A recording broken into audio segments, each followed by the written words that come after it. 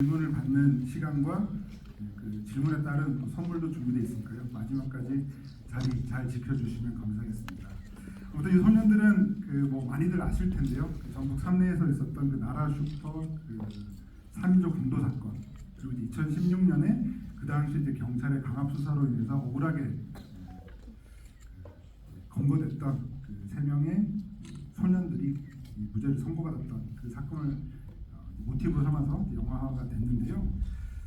사실 이 사건은 많은 분들이 이제 잘 아시는 사건이기도 하고, 또 어떤 분들은 이름은 잘 알지만 사실 그 사건의 실체에 대해서 또 모르시는 분들도 많은 그런 사건이기도 합니다.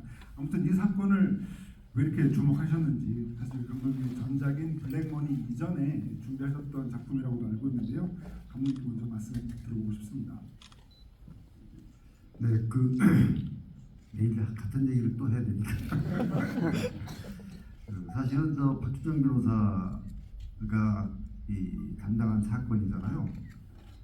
제가 약촌 너구리 사건을 그 언론에서 보고 박주정 변호사한테 연락을 했어요. 이거 내가 좀 영화를 만들고 싶은데 안 되겠냐고, 좀 주선을 할 수 없냐고 그랬더니 벌써 다른 사람이 준비하고 있다고, 그래서 포기를 했었거든요. 근데 그 후에 이 삼례 사건이 또 나와서 그 박정현 변호사 담당이에요. 근데 그 약촌 너구리보다 훨씬 더 내용이 풍부하고 깊고 더 아프고, 그래서 이거를 설령 그 영화가 나오더라도 이것을 하는 것이 의미가 있겠다, 이런 생각을 가지고 다시 전화를 해서 이걸 제가 준비하면 안 되겠냐고 했더니 그러면 당사자들한테 얘기를 해보고 연락을 주겠다. 그래서 박 변호사가 그들한테 허락을 받고 저한테 준비하십시오, 이래서 준비한 겁니다. 네, 그럼 박준영 변호사에게도 여쭤보고 싶은데요. 사실 이 사건이 맡으셨던 여러 사건들과 비교했을 때도 뭔가 조금 다른, 좀 특별한 지점이 좀 있지 않나라는 생각이 드는데, 거기에 대해서 말씀을 듣고 싶습니다. 먼저 우리 감독님 말씀에 좀 제가 바로잡을 부분이 있는데요. 저한테 연락 주셨을 때 이제 저는 재심이라는 영화가 만들어지고 있고, 또 이제 또 주인공 되는구나 라고 생각하면서 굉장히 기분이 좋았습니다. 그래서 이제 우리 감독님께서는 당사자들한테 다 허락 받은 줄로 알고 계시는데, 일단 먼저 제가 허락했고요. 나중에 제가 당사자들한테 동의 받았다는 말씀 드리고, 이 사건은 일단 사건에서 억울하게 옥살이 하신 분이 3분이고 또 진범도 3사람이고, 근데 참 특이하게도 피해자와 유가족이 재심을 적극적으로 도왔고요. 그리고 이 사건은 지금 어떻게 하면, 어떻게 말해야지 영화가 더 많이 알려질까 고민하면서 지금 이 사건은 참 마음이 아픕니다. 많이 아픈 사건이었습니다. 왜냐하면 법정에서 재판하는 과정에서도 억울하게 옥살이한 친구들의 그 가족들이 울먹이는 장면들을 많이 봤고요. 그리고 또 법정에서 수년이 지났지만 여전히 경찰들을 두려워하는 모습을 보면서 이 사람이 이렇게 다 똑같은 사람인데 좀 슬펐습니다. 그런 부분이 슬펐고요.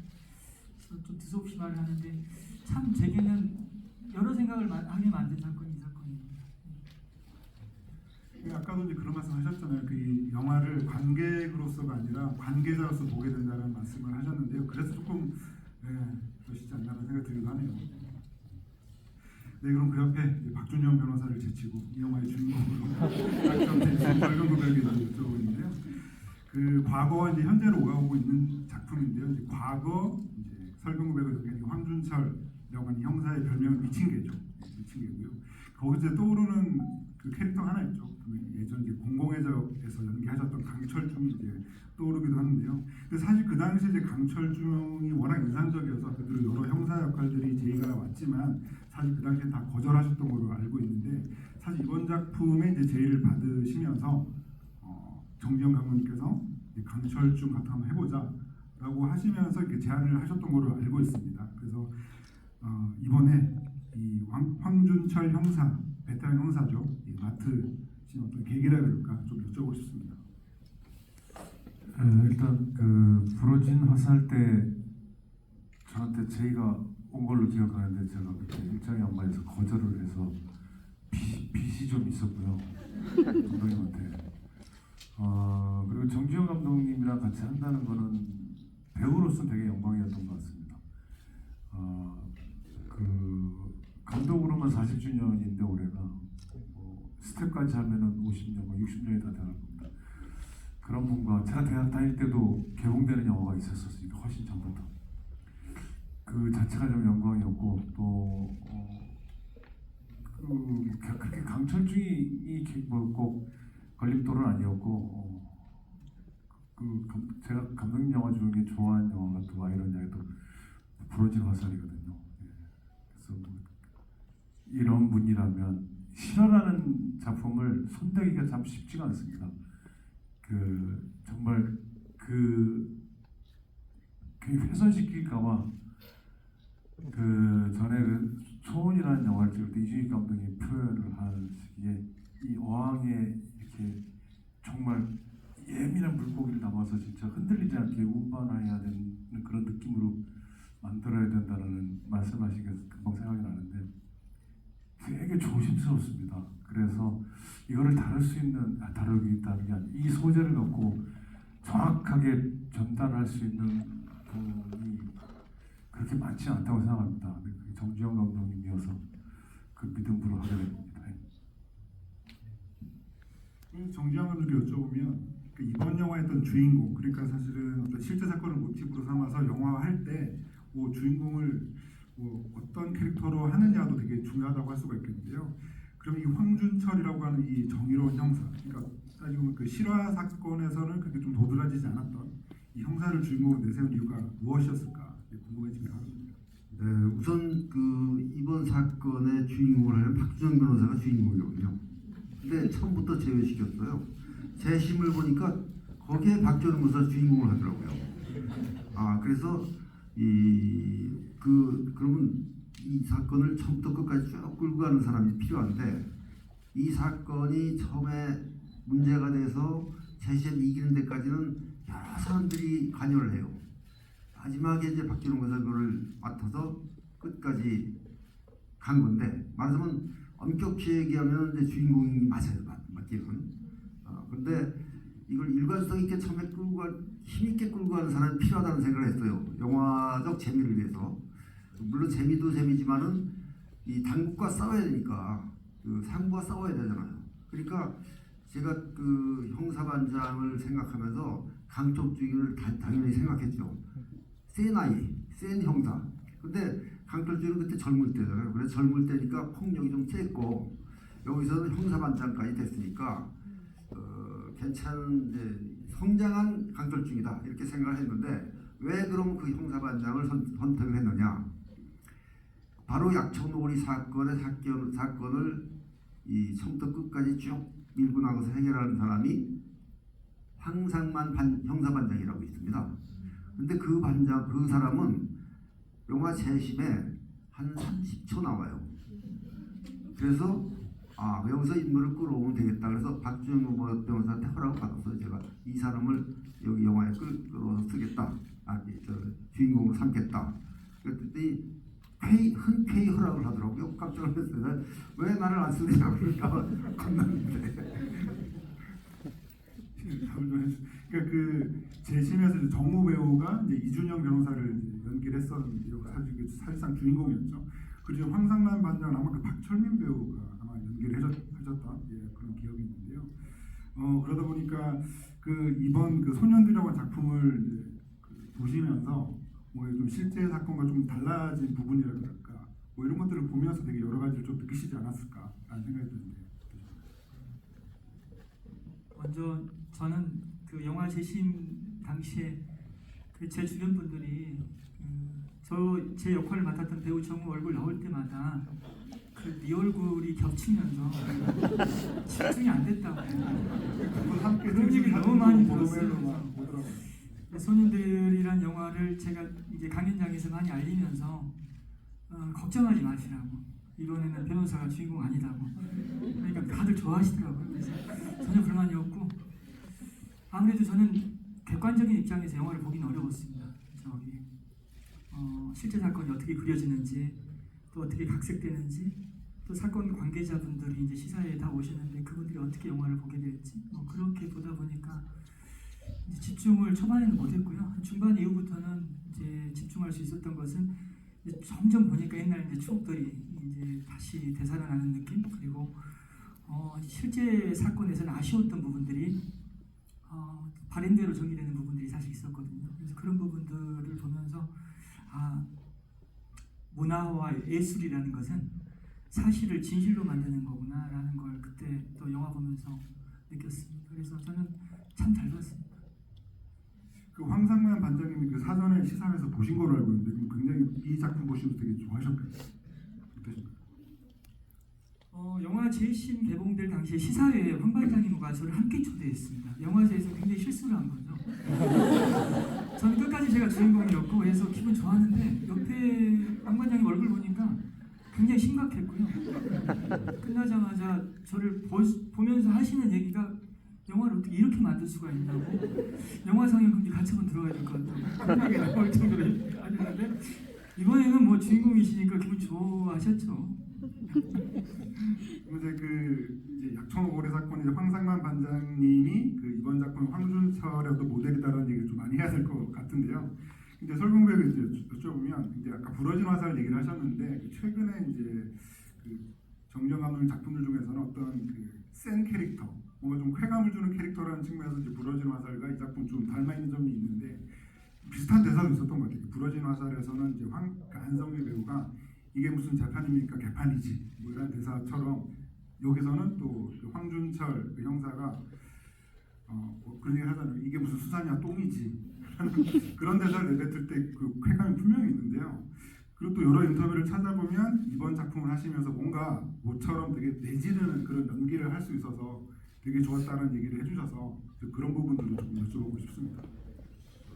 지나고 나니까 어저께 무대 인사하면서도 감독님 젊었을 때 좀 더 때려부시고 그 큰 통창도 막 부시고 나오고 막 더 통쾌하게 사고를 치고 막 그랬었어야 했나요?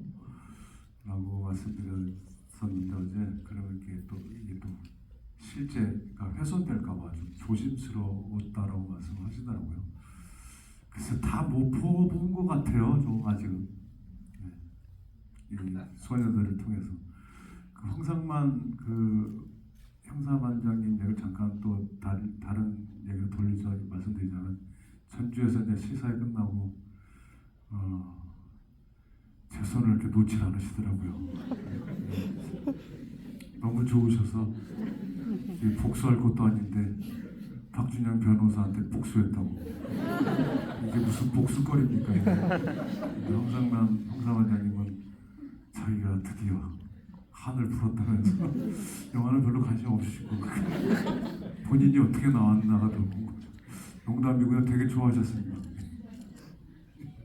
말씀하신 것처럼 그 전주에서 있었던 시사회 때 그 세 분 모두 이제 참석하셨던 걸로 알고 있고 그 자리에는 사건의 이제 그 관계자분들이 대거 참석하셨던 걸로 알고 있는데 그때 그 시사회 얘기를 조금 들어볼 수 있을까요?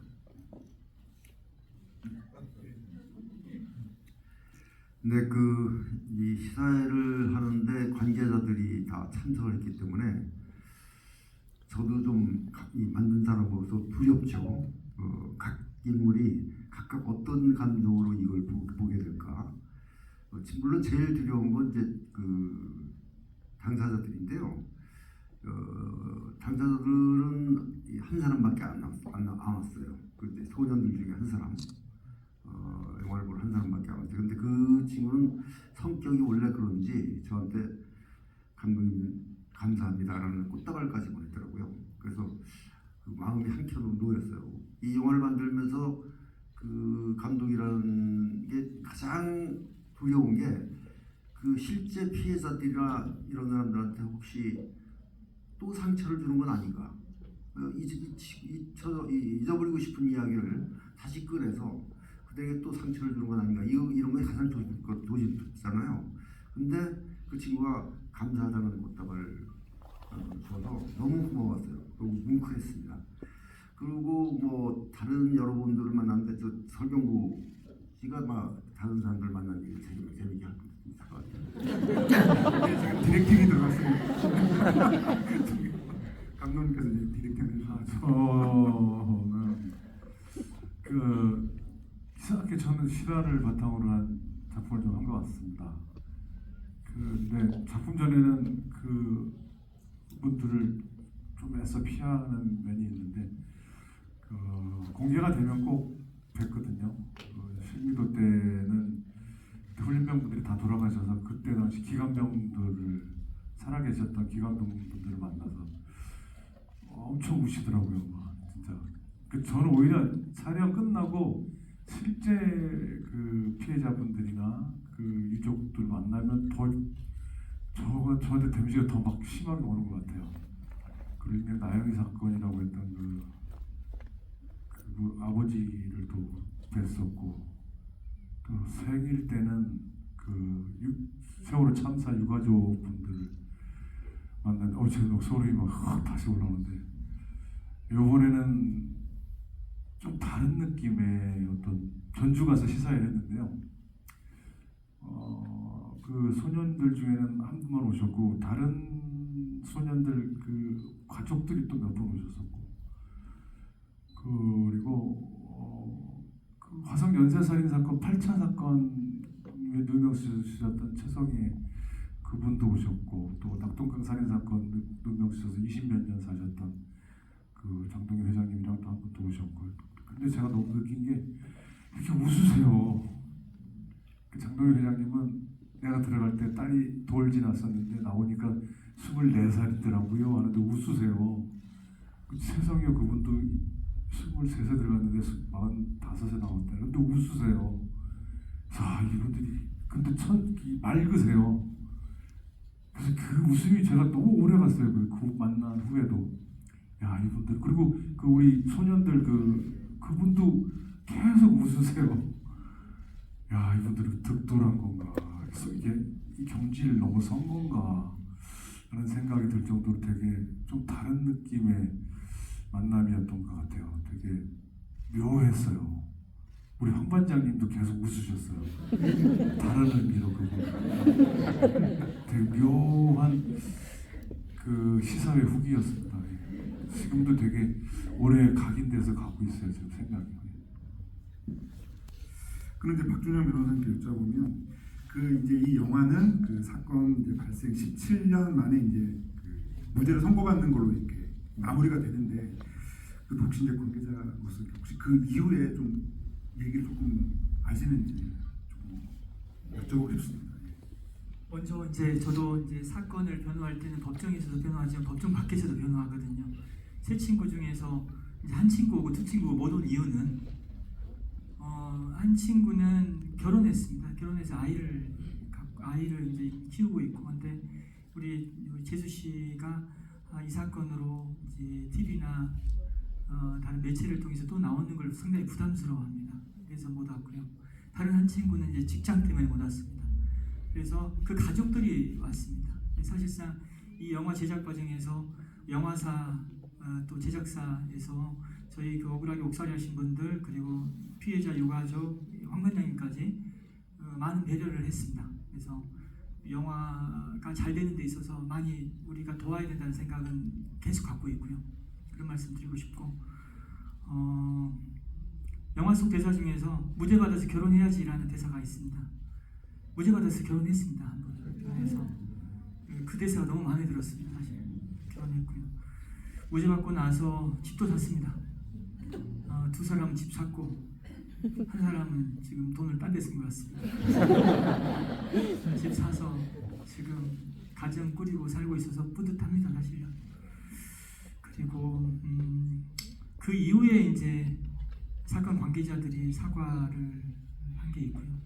근데 이제 영화 촬영 당시에는 이제 그런 사과가 최근에 있다 보니까 반영이 안 되는 건 너무나 당연하다고 생각합니다. 그리고 사건 관계자들이 영화 보시고 나서 다들 좋아하셨습니다. 영화 리뷰를 저는 사실 제가 주인공이 아니니까 관심이 없을 줄 알았는데 자주 찾아보게 돼요. 자주 찾아보면서 영화에서 이제 점점 이제 심파로 간다라는 그런 비판이 있던데 마지막 장면을 또 너무 과하다라는 얘기도 있었는데요. 사실 사건 관계자분들은 다들 마지막 장면이 좋았다고 했습니다. 실제 사건에서 법정에서는 제대로 말을 못했습니다. 그들은 여전히 위축된 상태였거든요. 근데 법정에서 공권력을 지목하면서 당신들 잘못 인정하라고 그들 목소리로 얘기를 하거든요. 그런 부분들 다들 보면서 그 장면들을 가장 좋아했습니다. 그래서 우리 사건 관계자들이 가장 감동했던 장면이라고 생각해 주시면 좋겠습니다. 그 장면에 대해서 제가 변명 아닌 변명을 해명을 하고 싶은데요. 사실은 이 시나리오에 우리는 살인자가 아니다라는 말은 있어요. 근데 그 이후의 상황을 제가 연출을 하기 어렵더라고요. 그래서 새 연기자, 감정이입을 이제 해소를 했으니까 연기자들한테 나는 살인자가 아니다라는 외치고 나서 한번 해봐라. 법정실에서 해봐라. 그랬더니 자리에서 박수하고 나오더라고요. 나오더니 계속 부르짖는데 객석에서 박수를 치더라고 또 방청석에서. 그러면서 나쁜 형사들은 빠져나가고 계속 그렇게 하는 걸 끝까지 지켜봤어요. 그리고 제가 그렇게 하는 걸 보고서 이게 너무 오바가 아닌가 이런 생각을 했어요. 그래서 이걸 어떻게 연출하나 고민을 하다가 어떤 생각을 하냐면 내가 지금 이 감독이나 관객이나 내가 객관적으로 보고 있는 게 아니라 저 애들이라면 저렇게 미치고 나서 어떻게 했을까? 가만히 생각하니까 한 번 외치면 터지겠더라고요. 아닌 게 아니고. 네? 쟤들이 하는 행동이 맞겠다는 생각이 들었어요. 저 아이들은 5, 6년 감옥에 살다 나왔고 계속 살인자 소리를 듣고 살아왔단 말이죠. 그래 한 번 저렇게 외치면 아닌 게 아니고 법정에서 뭐라고 누가 말리더라도 터져나올 것이다.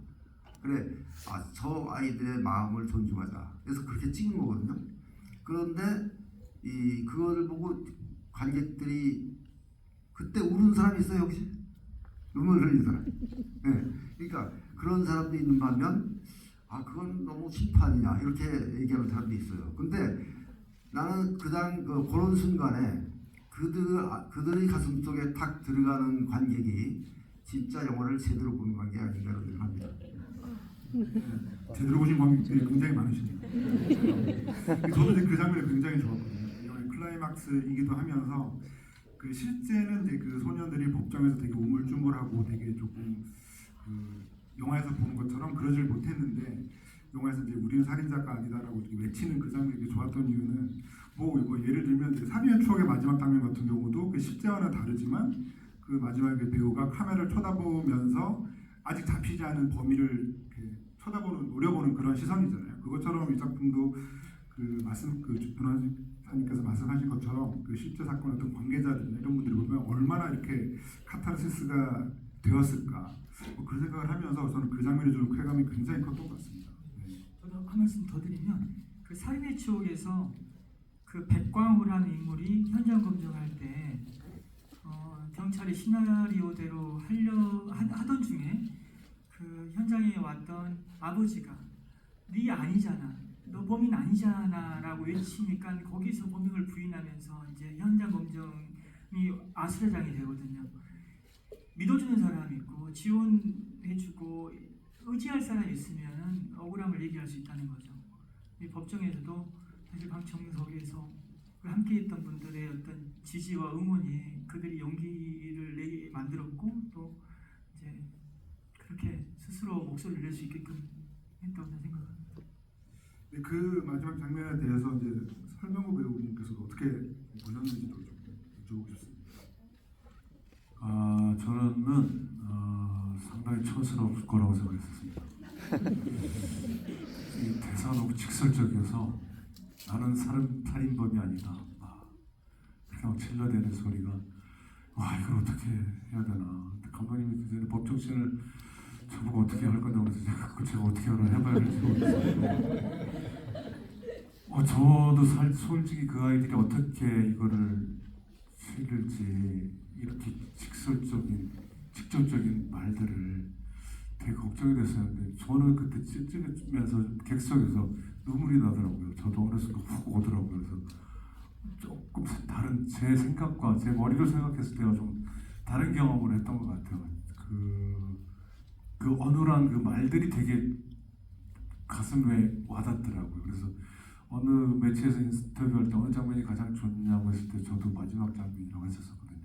그 외치는 장면들이 내가 머리로 생각했을 때와 제가 직접 촬영했을 때 현장은 달랐다. 저 마음에 확 왔다라고 설명을 하면서 그렇게 말씀드린 기억이 있습니다. 저는 이제 감독님께서도 이제 마지막 장면이 어떻게 그런 식으로 가게 됐는지 이렇게 말씀해 주셨잖아요. 저는 몰랐던 부분인데 그런 얘기를 듣고 있으니까 뭔가 이 영화의 마무리는 그렇게 되는 게 이 영화의 운명 같은 거가 아니었을까라는 생각을 좀 해보게도 됩니다. 그리고 또 이제 세 분께 좀 같이 여쭤보고 싶은 게 있는데요. 이게 뭐 이런 질문 어떨지 모르겠는데 보통 이제 영화의 주인공을 보면 감독의 모습도 담겨 있고 그 주인공을 연기한 배우의 모습도 담겨 있고 그렇다는 생각이 드는데요. 그런 점에서 이제 황준철이라고 하는 이 형사가 그 영화 속에서 많이 듣는 대사가 그런 거잖아요. 여러 사람 피곤하게 하지 말고 적당히 해라. 뭐 이런 얘기를 많이 듣게 되는데 사실 저는 여기 계신 세 분이 평소에 좀 그런 말을 좀 많이 들으시는 분들이 아닐까. 뭔가 그 황준철의 모습 안에는 정지영도 있고 박준영도 있고 설경구도 있지 않을까라는 생각이 드는데 여기 너무 좀 황당한 질문일 수도 있겠는데 어떻게 생각하시는지도 좀 여쭤보고 싶습니다. 세 분께 다 여쭤보고 싶습니다. 박준영 변호사님은 안 계신 것 같고 광상만 형사원장님은 들어있는 것 같습니다. 그분도 진짜 파출소로 좌천되고 그런 뇌경색까지 생기셨다고 하더라고요. 스트레스로 좌절당하고 몸과 마음이 다 피폐해지고 소주 한 5-6병을 먹지 않으면 잠을 잘 수가 없었고 이렇게 이 언어 쪽으로 이렇게 뇌경색이 오셔가지고 정말 고생을 많이 하셨더라고요. 그리고 집에 월급을 한 번도 갖다 준 적이 없다고 선배님이 일르시더라고요. 수사비로 다 쓰셨다고. 아직은 대한민국 그렇게 훌륭한 경찰분들이 훨씬 더 많다고 생각합니다. 그리고 정지영 감독님은 그 황준철 안에 있을 겁니다. 정지영 감독님은 늘 사회적 메시지를 영화를 통해서 던지는 분이시고 이 영화를 뿐만 아니고 그 적극적으로 사회 참여를 하시는 감독님이시거든요. 사회에서 어떻게 답답해하고 말하기 두려워할 때 내가 할게라고 하시는 그런 분이셔서 분명히 황준철이 정지영 감독님이 있습니다. 황준철 안에. 저는 이 황준철 반장처럼 그렇게 허덜적이지는 못해요. 그런데 이런 말을 많이 들었어요. 영화 감독을 해오면서 다른 사람을 고생시키니까, 즉 가족들을 고생시키니까 영화를 그만두고 다른 걸 사실은 제가 방송국 PD도 해봤고 대학 선생도 해봤고 그랬는데 그런 것을 좋아하죠. 가족들은 영화 감독보다는 그런 쪽을 권유는 많이 받았어요. 근데 제 고집을 못 꺾었죠. 그런 건 있습니다. 참고로 감독님이 황준철처럼 저돌적이 아니시라고 말씀하시는데 다 지난 이야기니까 말씀드릴게요.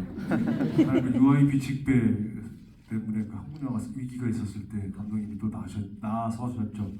총 기획을 하시고 극장에 뱀을 풀어라 그런 사건에 또 기획자시고 아주 저돌적이십니다.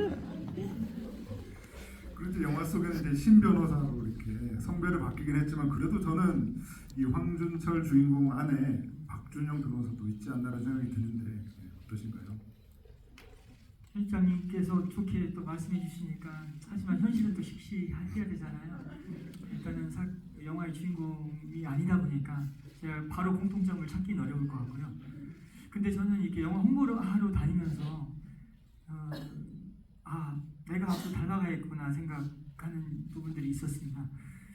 정기영 감독님은 1946년생이신데 저희 아버님이 1947년생이신데 돌아가신 지가 20년 넘었습니다. 근데 아버님 같은 분이신데 내가 잘할 수 있는 일, 좋아하는 일을 이렇게 또 오랫동안 할 수 있다는 거 저는 감동이었습니다. 그래서 앞으로 저도 언제까지 변호를 할지 모르겠지만은 잘 내가 관리하면서 이분 닮아가야겠구나 생각했고요.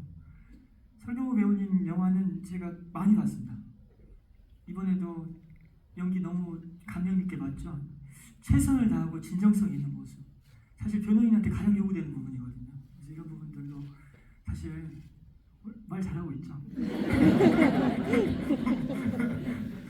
앞으로 닮아가고 싶은 모습입니다.